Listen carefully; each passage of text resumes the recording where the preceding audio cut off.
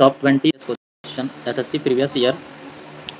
ये सारे जो प्रश्न आप देखेंगे जीके जीएस के, ये सारे एसएससी हो या रेलवे हो, कोई भी कंपटीशन एग्जाम हो, सभी के प्रीवियस ईयर, जो कि बहुत ही मुश्किल से ढूंढ के निकाला है मैंने। ठीक है, तो आप लोग इसे ध्यान से देखिए, ये जरूर किसी ना किसी एग्जाम में एक बार और पूछे ही जाएंगे और बहुत बार पूछे भी गए हैं। आप देख सकते हैं ये जो पहला नंबर क्वेश्चन है ये एसएससी CHSL में पूछा गया क्वेश्चन है यहाँ पे 2024 में। तो आइए पहला नंबर क्वेश्चन देखते हैं क्या है। पहला नंबर क्वेश्चन है 1773 में इंग्लैंड के राजा द्वारा किस अधिनियम की घोषणा ने कलकत्ता में सर्वोच्च न्यायालय की स्थापना का मार्ग प्रशस्त किया। ये एसएससी CHSL 2024 में पूछा गया प्रश्न है। इसका राइट आंसर हो जाएगा विनियमन अधिनियम, जो कि ऑप्शन नंबर सी में है। दूसरा नंबर क्वेश्चन देखते हैं। दूसरा नंबर क्वेश्चन है ब्रिटिश संसद ने किस वर्ष भारतीय उच्च न्यायालय अधिनियम पेश किया। एसएससी CGL 2024 में पूछा गया प्रश्न है, बहुत बहुत इंपॉर्टेंट है।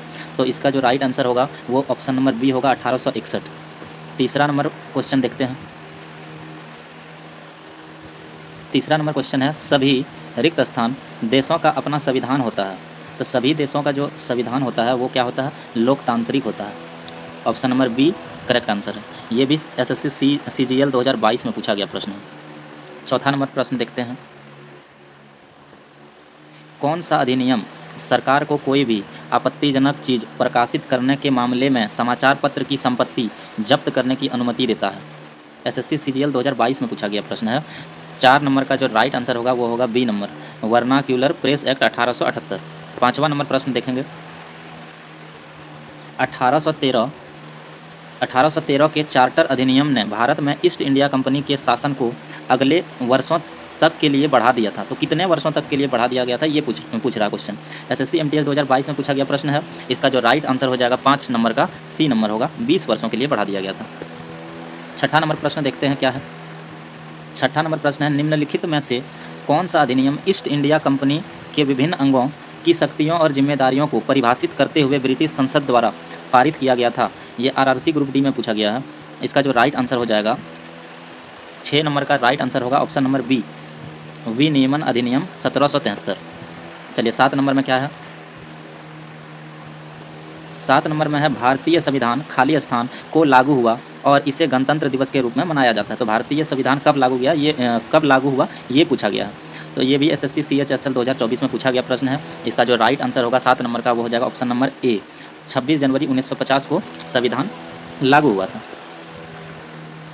अगला प्रश्न है किस अधिनियम के परिणाम स्वरूप महारानी विक्टोरिया, जो ब्रिटेन की शासक थी, 1858 में भारत की मलिका इम्प्रेस ऑफ इंडिया की उपाधि के साथ भारत में ब्रिटिश क्षेत्रों की संप्रभु भी बन गई।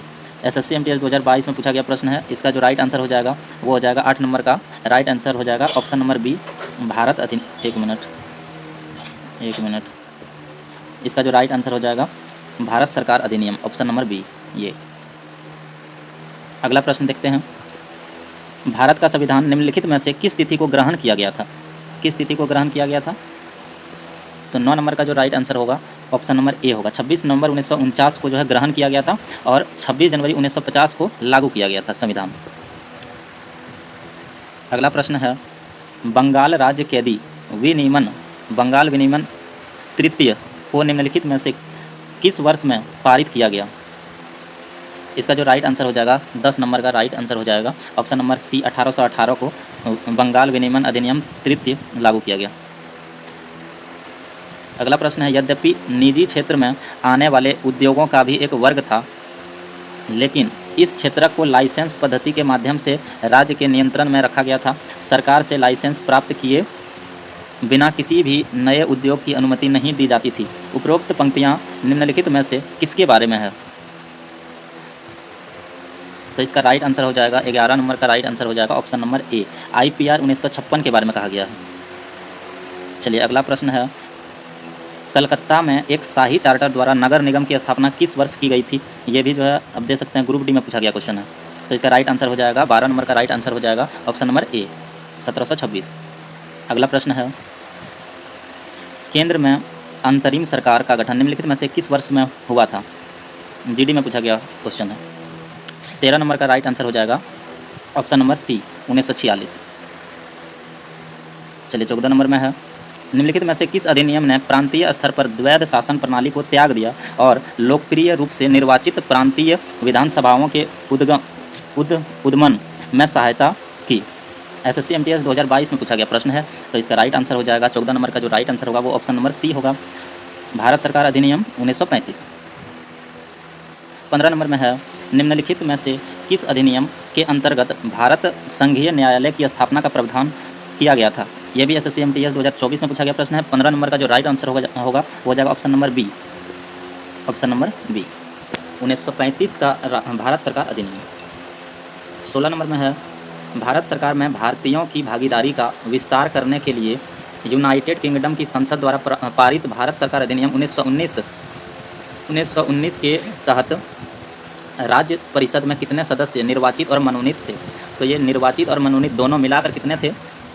दोनों मिलाकर थे 60। इसका ऑप्शन नंबर जो है डी राइट आंसर होगा। अगला प्रश्न है, भारत सरकार अधिनियम 1935 किस पर आधारित था? तो इसका राइट आंसर हो जाएगा 17 का जो राइट आंसर होगा वो हो जाएगा option number C. Option number C जो है वो क्या है, एक मिनट, ऑप्शन नंबर सी है संघ और संसदीय प्रणाली का सिद्धांत। 18 नंबर में क्या है, निम्नलिखित में से किस अधिनियम के द्वारा भारत में केंद्र स्तर पर द्विसदनीय विधायिका की शुरुआत की गई थी? तो इसका राइट आंसर हो जाएगा 18 नंबर का राइट आंसर हो जाएगा option number C. Option number C है भारत सरकार अधिनियम 1919। अगला प्रश्न है, ब्रिटिश संसद ने सन में ईस्ट इंडिया कंपनी के सारे अधिकार ब्रिटिश साम्राज्य के हाथ में सौंप दिया। तो कब ईस्ट इंडिया कंपनी ने सारे अधिकार ब्रिटिश साम्राज्य के हाथ में सौंप दिया? तो इसका राइट आंसर हो जाएगा 19 नंबर का ए नंबर, ऑप्शन नंबर ए, 1858।